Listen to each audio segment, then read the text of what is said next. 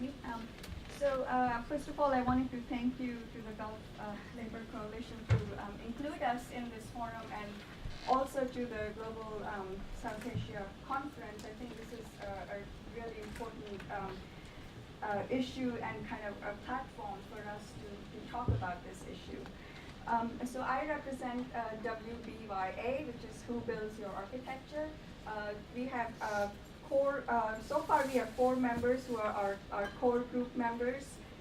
Mabel Wilson, who's here, and Jordan Carver, who's also here, I think, and Beth Stryker, who's actually in Cairo at right now, but is also a member of Gulf Labor Coalition, and she kind of forms an important link between the two groups and what we've been doing.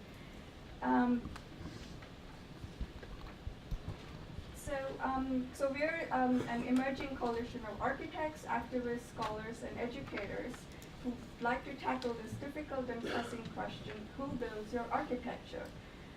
To examine the links between workers' rights, construction sites, and practice and discourse of architecture.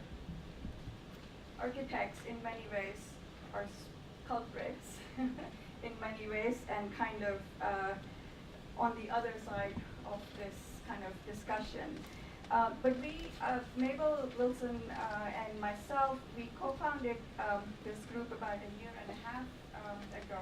When we started hearing all these reports, media reports, Human Rights Watch reports, the work Gulf Labor Coalition is doing, and we started asking, where are the architects? The architects are clearly missing, especially in the case of Saadiyat Island, and also the kind of response, or I should say non-response, that perhaps this group has gotten from the architects. So the main question is, what is the architect's responsibilities towards those who erect their buildings around the world? While this should be a simple to answer from a human perspective, it may not be at all surprising to you, or perhaps in this case, this is what we say when we meet with groups of architects. This may not be surprising to you, but in this case, I think I should shift it to it may be surprising to you, that the answer gets increasingly complex, and it can vary tremendously when asked from legal or contractual, professional, ethical, educational perspectives. So this singular question, what is the architect's responsibilities towards those who erect their buildings around the world, gets a plural dimension, gets an expanding dimension, and what are the architect's responsibilities towards those who erect their buildings around the world? It's important for us to name our group in the form of a question, and we think it's a question that unfolds many other questions. But we want to also form it in the form of a question to really jumpstart a discussion amongst our colleagues in architecture and collaborators in related disciplines. For us, this one question sparks other inquiries into our field, other inquiries that explore ethics, new technologies, professional practice, activism, and education. And I'm just going to give you, we don't have that much time today, so I'm just going to give you a very brief view into that. So what we've been doing over a year and a half is doing conferences, panels, what we're calling closed-door discussions. Those are really kind of private working group meetings. One thing we found that it was not that easy to get some architects to talk about these issues in public. We want to for us, it's an educational and fact-finding mission, and so we want to give platforms in various ways that this discussion can really happen, and people can feel comfortable to come to the table and start discussing and debating these issues. So we had one panel last year at the Vera Liz Center where we had 4 panelists, including Andrew Ross, who is from the Gulf Labor Coalition, and we had representatives from Human Rights Watch as well. Recently, we did what we're calling these closed-door meetings at the Architectural League of New York. Architectural League of New York is a very important professional as well as cultural organization that has existed for 100 years, more than 100 years. But more importantly, it has participations of architects at many levels. There are big corporate firms, there are signature architects, but also the membership includes what often they're called emerging architects or young architects. But it was important for us to have this discussion where it filters to various levels of kind of architectural work, so to speak. We are doing another roundtable, which is on April 22nd, Earth Day, easy to remember, where we're titling it Sustaining Human Life, and I'll talk a little bit more about that later, and that's also is at the Vera List Center.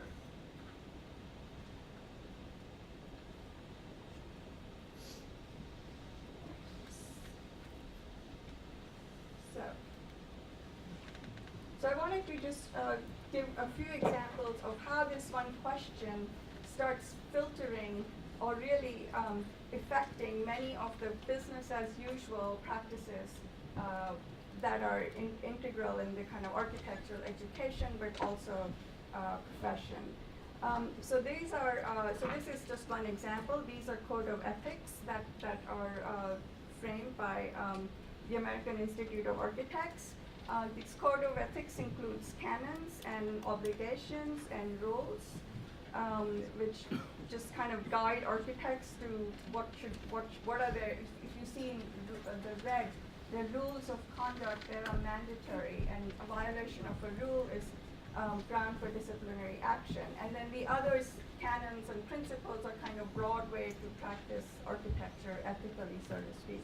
And so in these canons, there are general obligations, there are obligations to the public, obligations to the client, obligations to the profession, obligations to colleagues, and obligation to the environment. And this is something I really want to point out, that how the discourse of environmental thinking and green building has filtered through these documents. And this is something we feel that we can learn from, but also see how is it that these kind of concerns about the environment and green building have filtered through all these documents.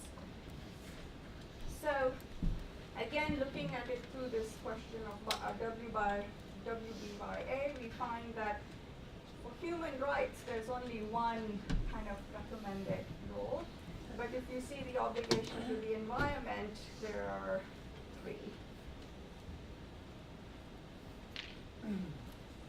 So as a sort of strategies to keep inserting this question again and again into various kind of documents and forums that, and also kind of research practices that are emerging in our field. So these are 2 examples of technology, kind of issues of technology and how they're transforming the field of architecture. The first is BIM forum. BIM is known as Building Information Modeling, and it's a kind of a system, a digital system, importantly, that brings together counterparts in AEC, architecture, engineering, and construction industries. And the main purpose of this new technology is to kind of synchronize work. So all the kind of various levels, our architecture projects are big and complex. The idea that if they all share a digital system, then the coordination is easier, but it's also something that is shared by everyone. And interestingly, this is just a kind of an image for one of their forums, but you can, I don't know if you can read these, but so you have designers, builders, owners, technology, and so on. And it's interesting that this idea of a worker still doesn't make it into this chart. You can see, people wearing helmets, etc. But it's just builders, and then, so there's where the work is. And similarly, this is actually a very important research work being done by our colleagues, Scott Marble, who joined us at the previous meeting at the Architecture League, where he's looking, and we have design studios at Columbia University that are also kind of looking at this issue. This idea of the digital workflows and how they're the kind of platforms of communication that are linking digital assembly, kind of fabrication, but here, design, assembly, and industries. So here again, when you look at this kind of diagram, it's still about making architecture, but the idea of who makes that architecture is still something that is missing, frankly. And so one of the questions we started discussing at the last meeting, that where we have these sophisticated communication channels, is there a way that the information can flow backwards? So for example, can we have workers communicating backwards up the kind of chain to all the various constituents in this debate? So this issue of housing is obviously really connected to our discipline and to architecture. There is incredible amount of research, history, theory about housing. And here we are looking at kind of standards and practices that architects look at, and how do we sync them with the kind of work, or how do we infiltrate our question with that by associating them with the works of Human Rights Watch and etc. So here, again, here just a simple example of the interviews that Human Rights Watch did, and here a person saying, our accommodation looks good, but we are living with between 14 and 16 people per room. And this is a worker from the Guggenheim construction site. So this is something I think we feel like we can bring with the discussions of what the architectural standards are, or what are considered the normal architectural standards. So this is the Architectural Graphic Standards, a book that is kind of like a Bible for architects, at least in the American context, where we see what the minimum dimensions are, or acceptable or recommended minimum dimensions for a bed and how much room it needs across, etc. And I won't go into the details, but I think you can imagine it contrasts highly with what we would see on the right side. Just another quick example, there's a recent competition about that Mayor Bloomberg generated about micro-housing, and this is very recent. One of our colleagues from Columbia actually won the competition, and architects, and they have these quite an interesting project. But just to note one point, that in this, the mayor had to actually really change the zoning laws to be acceptable, kind of to be the standards of acceptable in square footage, which is 300 square feet. So a micro unit is a 300 square feet for micro housing. So what we're trying to do is, can we take some of this research, and can we keep asking this question with respect to the question of migrant laborers and architects working abroad? How can we keep inserting this question again and again in this various ways and in kind of various forms? Just again, this is a kind of, for us, it's a work that gets into these kind of professional standards and contracts and ethics and issues involved with that.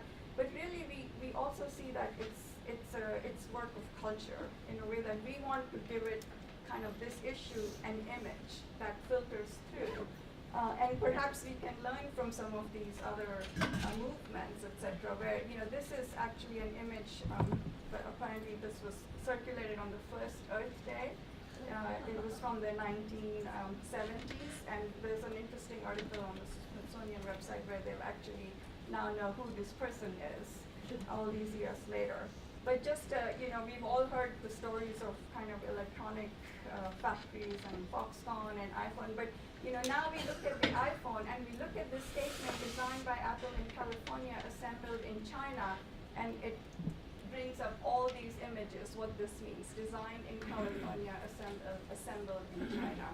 And recently, all these, with the gun violence, there's a lot of very interesting kind of interfaces that really popped up very immediately about tracking, mapping guns and how many people are killed, etc. And so we feel that in architecture there is this kind of, there's a lot of work about, research work about spatial information, about tracking, mapping, various kind of things, and how can we use some of those strategies, again, with respect to this question. And you can imagine easily perhaps a multimedia map of Guggenheim in construction, where all the workers are coming from, where the consultants coming from, where the architects, etc. So this is something we kind of want to keep working on and keep talking about. So just very briefly, again, what we're really doing is doing kind of conferences, panels, inviting all sorts of people with architects, people from Human Rights Watch, our colleagues from NYU, from Gulf Labor Institute. So we want to do public forum at various scales, but it's also important for us that this is really a kind of a grounds up discussion. It really needs to happen in our design studios, where we're all kind of teaching in various places. It needs to happen in architectural offices. It needs to happen in our design studios. It needs to happen in kind of smaller venues. And more importantly, this kind of one question filters to larger questions, where we really need to rethink how we think about ethics, practice, technology, activism, and education.